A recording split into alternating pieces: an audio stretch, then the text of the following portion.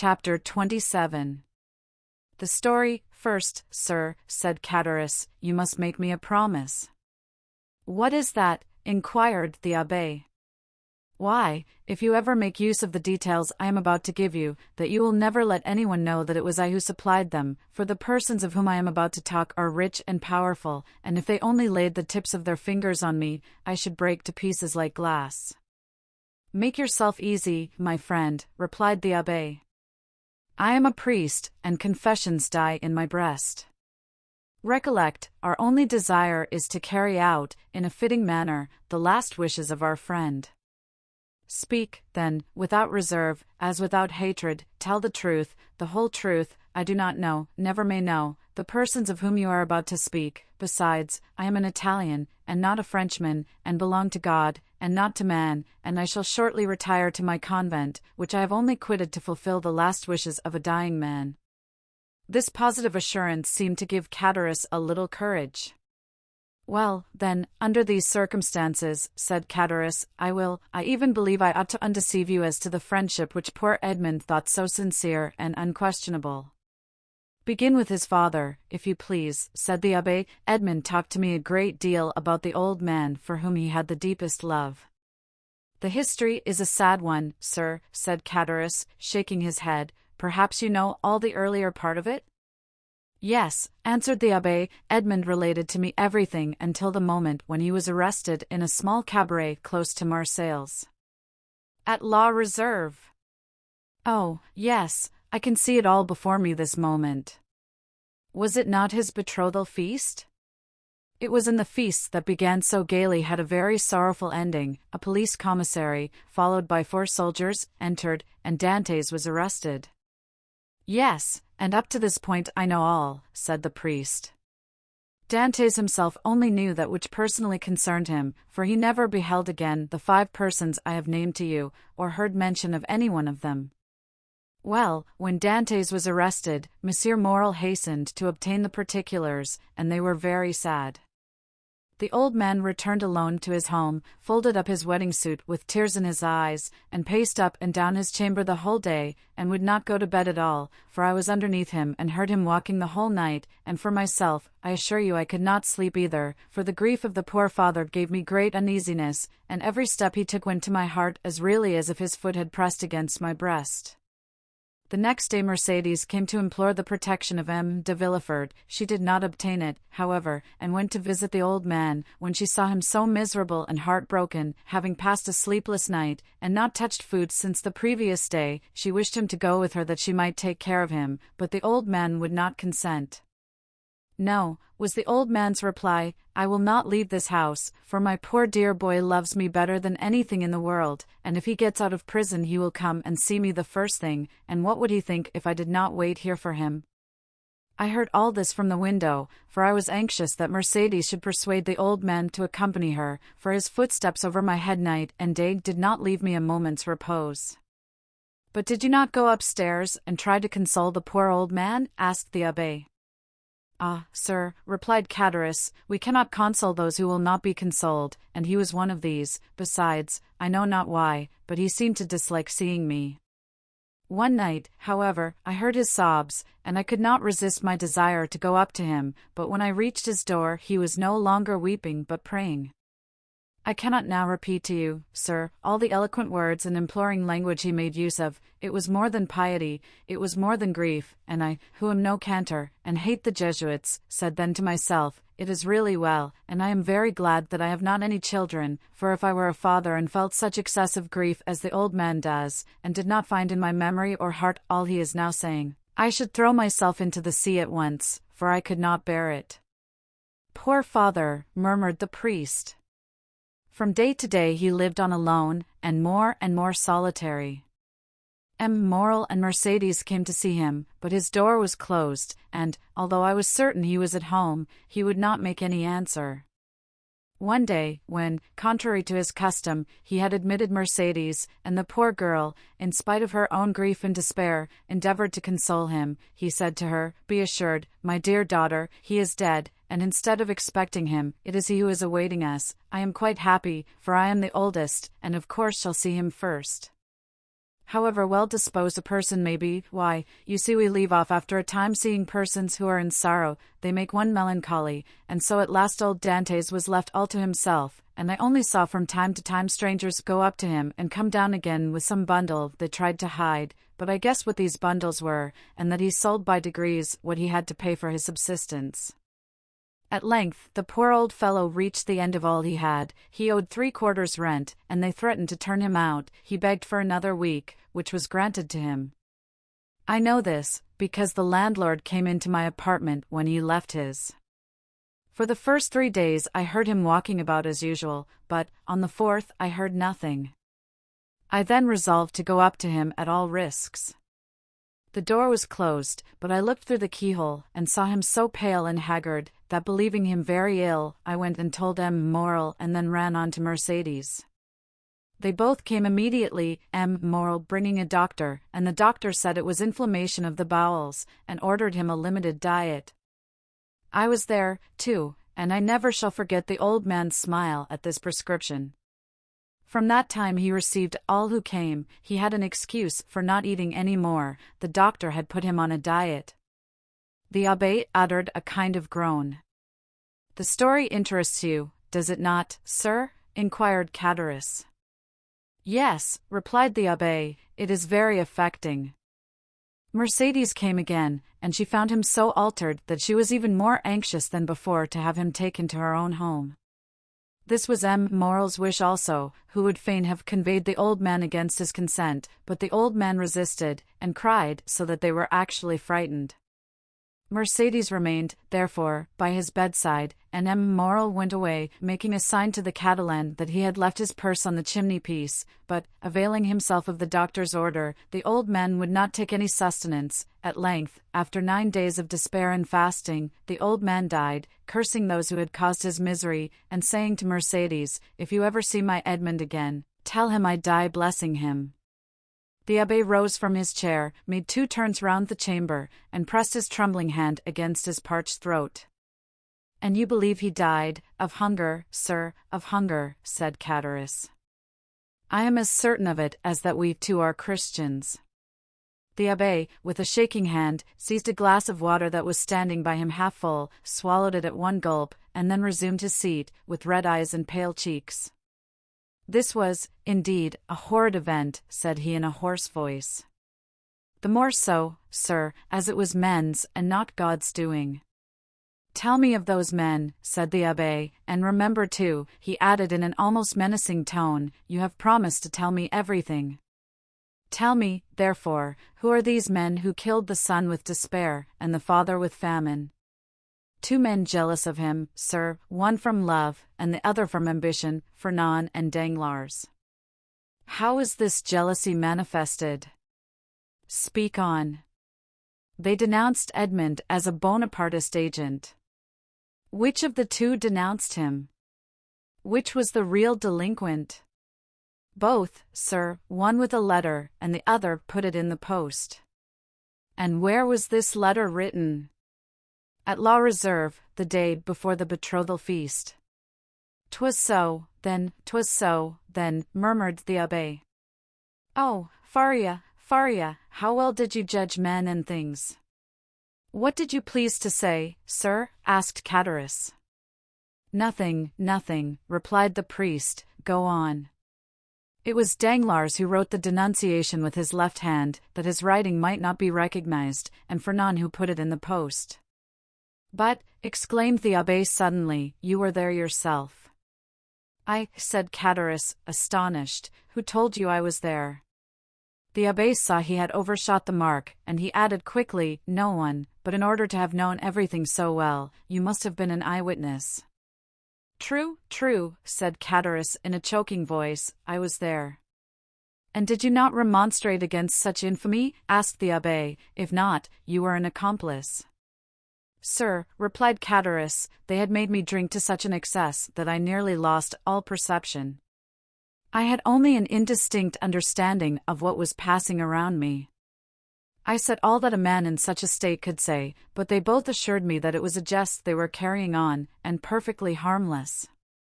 Next day, sir, you must have seen plain enough what they had been doing, yet you said nothing, though you were present when Dantes was arrested.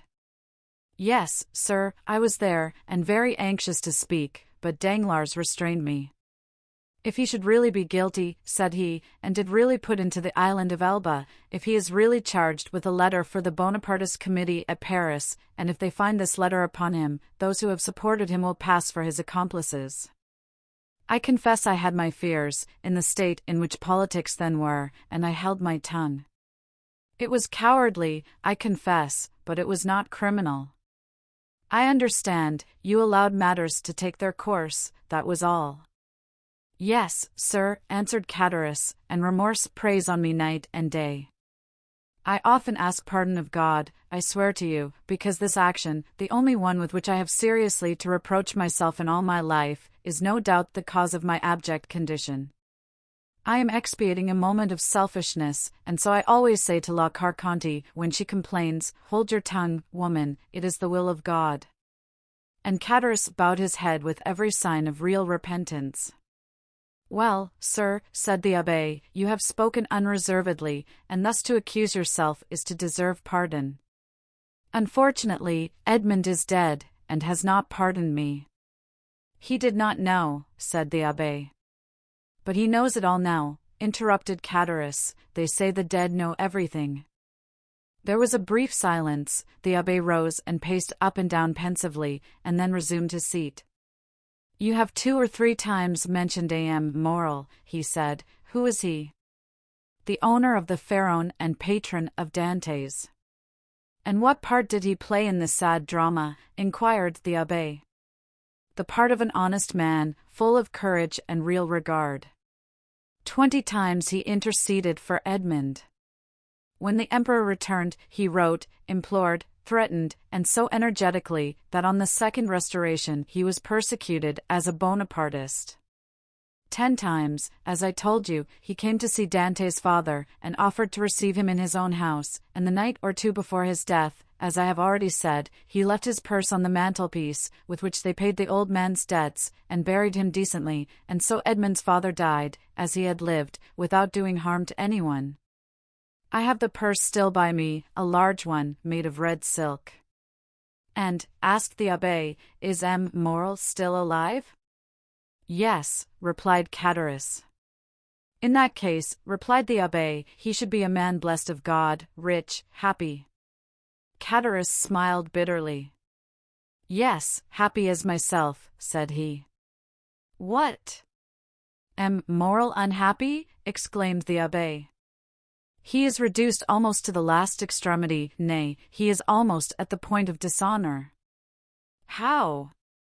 Yes, continued Cadaris, so it is, after 25 years of labor, after having acquired a most honorable name in the trade of Marseilles, M. Morel is utterly ruined, he has lost 5 ships in 2 years, has suffered by the bankruptcy of 3 large houses, and his only hope now is in that very Pharaon which poor Dantes commanded, and which is expected from the Indies with a cargo of cochineal and indigo. If this ship founders, like the others, he is a ruined man. And has the unfortunate man wife or children? Inquired the abbé. Yes, he has a wife, who through everything has behaved like an angel. He has a daughter, who is about to marry the man she loved, but whose family now will not allow him to wed the daughter of a ruined man. He has, besides, a son, a lieutenant in the army, and, as you may suppose, all this, instead of lessening, only augments his sorrows. If he were alone in the world he would blow out his brains, and there would be an end. Horrible, ejaculated the priest. And it is thus heaven recompenses virtue, sir, added Cadaris. You see, I, who never did a bad action but that I have told you of, am in destitution, with my poor wife dying of fever before my very eyes, and I unable to do anything in the world for her. I shall die of hunger, as old Dantes did, while Fernand and Danglars are rolling in wealth. How is that? Because their deeds have brought them good fortune, while honest men have been reduced to misery. What has become of Danglars, the instigator, and therefore the most guilty? What has become of him? Why, he left Marseilles, and was taken, on the recommendation of M. Morel, who did not know his crime, as cashier into a Spanish bank. During the war with Spain, he was employed in the commissariat of the French army, and made a fortune. Then with that money he speculated in the funds, and trebled or quadrupled his capital, and, having first married his banker's daughter, who left him a widower, he has married a second time, a widow, a Madame de Nargonne, daughter of M. de Servieux, the king's chamberlain, who is in high favor at court. He is a millionaire, and they have made him a baron, and now he is the Baron Danglars, with a fine residence in the Rue du Mont Blanc, with 10 horses in his stables, 6 footmen in his antechamber, and I know not how many millions in his strong-box. Ah, said the abbé, in a peculiar tone, he is happy. Happy? Who can answer for that? Happiness or unhappiness is the secret known but to oneself, and the walls have ears but no tongue, but if a large fortune produces happiness, Danglars is happy. And Fernand? Fernand? Why, much the same story. But how could a poor Catalan fisher boy, without education or resources, make a fortune? I confess this staggers me. And it has staggered everybody. There must have been in his life some strange secret that no one knows. But, then, by what visible steps has he attained this high fortune or high position? Both, sir, he has both fortune and position, both. This must be impossible. It would seem so, but listen, and you will understand. Some days before the return of the Emperor, Fernand was drafted. The Bourbons left him quietly enough at the Catalans, but Napoleon returned, a special levy was made, and Fernand was compelled to join. I went too, but as I was older than Fernand, and had just married my poor wife, I was only sent to the coast. Fernand was enrolled in the active army, went to the frontier with his regiment, and was at the Battle of Ligny. The night after that battle he was sentry at the door of a general who carried on a secret correspondence with the enemy. That same night the general was to go over to the English. He proposed to Fernand to accompany him. Fernand agreed to do so, deserted his post, and followed the general. Fernand would have been court-martialed if Napoleon had remained on the throne, but his action was rewarded by the Bourbons.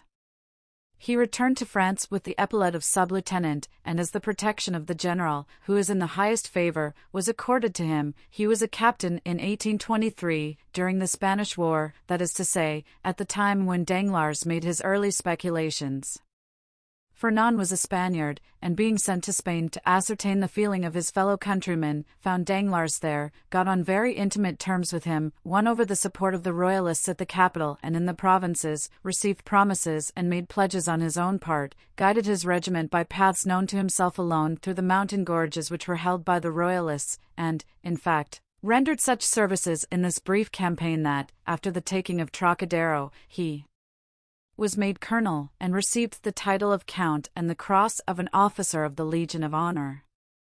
Destiny! Destiny, murmured the abbé. Yes, but listen, this was not all. The war with Spain being ended, Fernand's career was checked by the long peace, which seemed likely to endure throughout Europe. Greece only had risen against Turkey, and had begun her war of independence. All eyes were turned towards Athens. It was the fashion to pity and support the Greeks. The French government, without protecting them openly, as you know, gave countenance to volunteer assistance.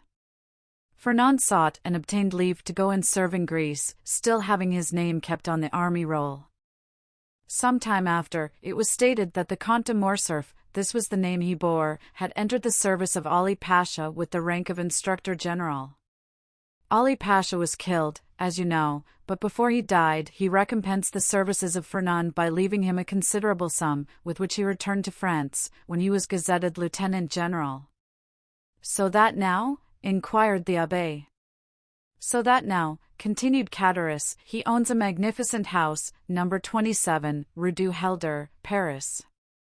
The abbé opened his mouth, hesitated for a moment, then, making an effort at self-control, he said, "And Mercedes, they tell me that she has disappeared?" "Disappeared," said Cadaris, "yes, as the sun disappears, to rise the next day with still more splendor." "Has she made a fortune also?" inquired the abbé, with an ironical smile. Mercedes is at this moment one of the greatest ladies in Paris, replied Cadaris. Go on, said the abbé, it seems as if I were listening to the story of a dream. But I have seen things so extraordinary that what you tell me seems less astonishing than it otherwise might. Mercedes was at first in the deepest despair at the blow which deprived her of Edmond. I have told you of her attempts to propitiate M. de Villefort, her devotion to the elder Dantes. In the midst of her despair, a new affliction overtook her. This was the departure of Fernand, whose crime she did not know, and whom she regarded as her brother. Fernand went, and Mercedes remained alone. 3 months passed, and still she wept. No news of Edmond, no news of Fernand, no companionship save that of an old man who was dying with despair. One evening, after a day of accustomed vigil at the angle of 2 roads leading to Marseilles from the Catalans, she returned to her home more depressed than ever. Suddenly she heard a step she knew, turned anxiously around, the door opened, and Fernand, dressed in the uniform of a sub-lieutenant, stood before her. It was not the one she wished for most, but it seemed as if a part of her past life had returned to her. Mercedes seized Fernand's hands with a transport which he took for love, but which was only joy at being no longer alone in the world, and seeing at last a friend, after long hours of solitary sorrow. And then, it must be confessed, Fernand had never been hated, he was only not precisely loved. Another possessed all Mercedes' heart, that other was absent, had disappeared, perhaps was dead. At this last thought Mercedes burst into a flood of tears, and wrung her hands in agony, but the thought, which she had always repelled before when it was suggested to her by another, came now in full force upon her mind, and then, too, old Dantes incessantly said to her, "Our Edmond is dead, if he were not, he would return to us." The old man died, as I have told you. Had he lived, Mercedes, perchance, had not become the wife of another, for he would have been there to reproach her infidelity. Fernand saw this, and when he learned of the old man's death, he returned. He was now a lieutenant. At his first coming, he had not said a word of love to Mercedes. At the second, he reminded her that he loved her. Mercedes begged for 6 months more in which to await and mourn for Edmond. "So that," said the abbé, with a bitter smile, "that makes 18 months in all. What more could the most devoted lover desire?" Then he murmured the words of the English poet, "Frailty, thy name is woman." 6 months afterwards, continued Cadaris, the marriage took place in the church of Écoles. The very church in which she was to have married Edmond, murmured the priest, there was only a change of bridegrooms. "Well, Mercedes was married," proceeded Cadaris, "but although in the eyes of the world she appeared calm, she nearly fainted as she passed La Réserve, where, 18 months before, the betrothal had been celebrated with him whom she might have known she still loved, had she looked to the bottom of her heart. Fernand, more happy, but not more at his ease, for I saw at this time he was in constant dread of Edmond's return. Fernand was very anxious to get his wife away, and to depart himself. There were too many unpleasant possibilities associated with the Catalans, and 8 days after the wedding they left Marseilles. "Did you ever see Mercedes again?" inquired the priest. "Yes, during the Spanish War, at Perpignan, where Fernand had left her, she was attending to the education of her son." The abbé started. "Her son?" said he. "Yes," replied Cadaris, "little Albert." "But, then, to be able to instruct her child," continued the abbé, "she must have received an education herself. I understood from Edmond that she was the daughter of a simple fisherman, beautiful but uneducated." "Oh," replied Cadaris, "did he know so little of his lovely betrothed?" "Mercedes might have been a queen, sir, if the crown were to be placed on the heads of the loveliest and most intelligent. Fernand's fortune was already waxing great, and she developed with his growing fortune. She learned drawing, music, everything. Besides, I believe, between ourselves, she did this in order to distract her mind, that she might forget, and she only filled her head in order to alleviate the weight on her heart. But now her position in life is assured," continued Cadaris, "no doubt fortune and honors have comforted her, she is rich, a countess, and yet—" Cadaris paused.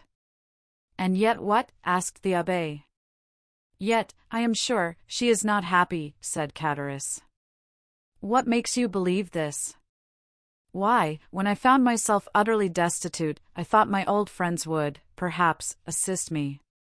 So I went to Danglars, who would not even receive me. I called on Fernand, who sent me 100 francs by his valet chamber. Then you did not see either of them?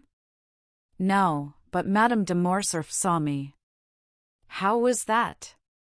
As I went away, a purse fell at my feet. It contained 25 louis. I raised my head quickly, and saw Mercédès, who at once shut the blind. And M. de Villefort? Asked the abbé. Oh, he never was a friend of mine. I did not know him, and I had nothing to ask of him. Do you not know what became of him, and the share he had in Edmond's misfortunes? No, I only know that some time after Edmond's arrest, he married Mademoiselle de Saint-Méran, and soon after left Marseilles. No doubt he has been as lucky as the rest, no doubt he is as rich as Danglars, as high in station as Fernand. I only, as you see, have remained poor, wretched, and forgotten. You are mistaken, my friend, replied the abbé. God may seem sometimes to forget for a time, while his justice reposes, but there always comes a moment when he remembers, and behold, a proof. As he spoke, the abbé took the diamond from his pocket, and giving it to Catullus, said, Here, my friend, take this diamond, it is yours. What, for me only? Cried Catullus. Ah, sir, do not jest with me. This diamond was to have been shared among his friends.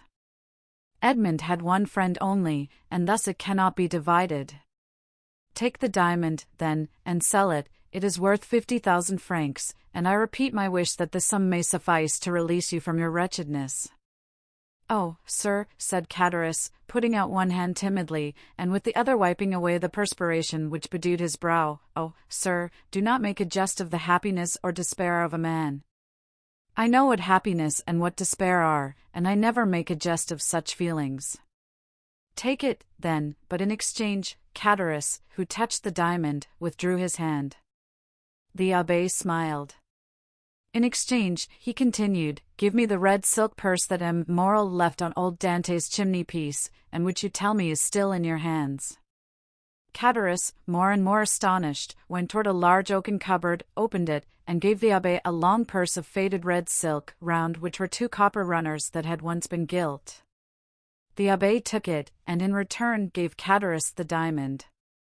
Oh, you are a man of God, sir, cried Catullus, for no one knew that Edmond had given you this diamond, and you might have kept it. Which, said the abbé to himself, you would have done. The abbé rose, took his hat and gloves. Well, he said, all you have told me is perfectly true, then, and I may believe it in every particular.